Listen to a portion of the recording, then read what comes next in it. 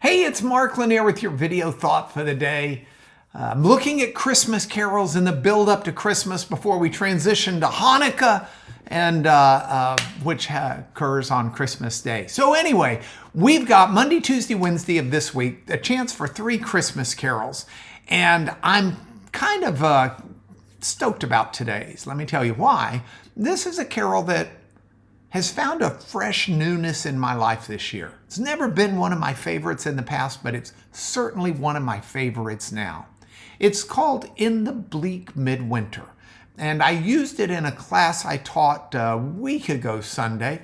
If you want to, we'll put a link down below. It was a Christmas class I taught. But I love this song. I don't know if you've ever stood outside on a silent winter night watching snowfall.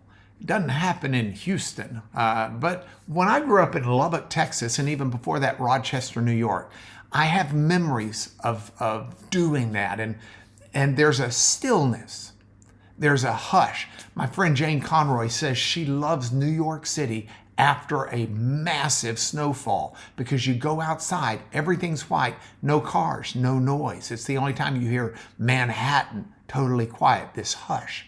Well, this is the kind of atmosphere that Christina Rossetti captured in this song, this Christmas carol, in Bleak Midwinter, in the Bleak Midwinter. She was one of Victorian England's finest poets, and the poem, the carols reflect it. It doesn't just tell the Christmas story, it helps you feel that even in life's coldest moments, we can find a divine warmth. Let me do 3 things with this real quick. First, let me tell you about her. Christina Rossetti, she wrote this as a poem entitled A Christmas Carol. In 1872, she published it in Scribner's Monthly. Now, she was from a famous artistic family. Her brother, Dante Gabriel Rossetti, was a pre-Raphaelite painter. These were painters in the middle of the 1800s in England that thought Raphael, the Renaissance painter, had totally ruined art, and they wanted to go back to the pre-Raphael days. But anyway, she lived, unlike her brother, the artist, a quiet life of faith and service. And her poem became well known when Gustav Holt set it to music in 1906 with this haunting melody. It's not in a good place in a realistic sense because it's all about snow. It's winter in England as she knew it, and that wasn't the Bethlehem scene.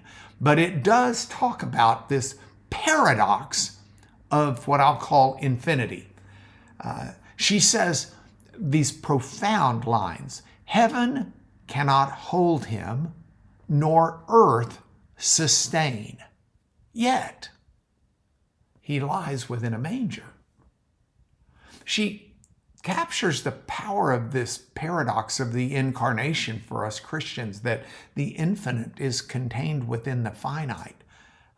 It echoes Paul's words in Colossians 1:15 and 17 that Christ is the image of the invisible God, an invisible God with an image, and that in him all things hold together. It's profound. My third thing I'd want to do with you is talk to you about the importance of the gift at the end of this song. The final verse asks this question: what can I give him, God, poor as I am? And the answer is, I can give him my heart. And this reflects David's words in Psalm 51:17, that the sacrifices of God are a broken spirit and a broken and contrite heart.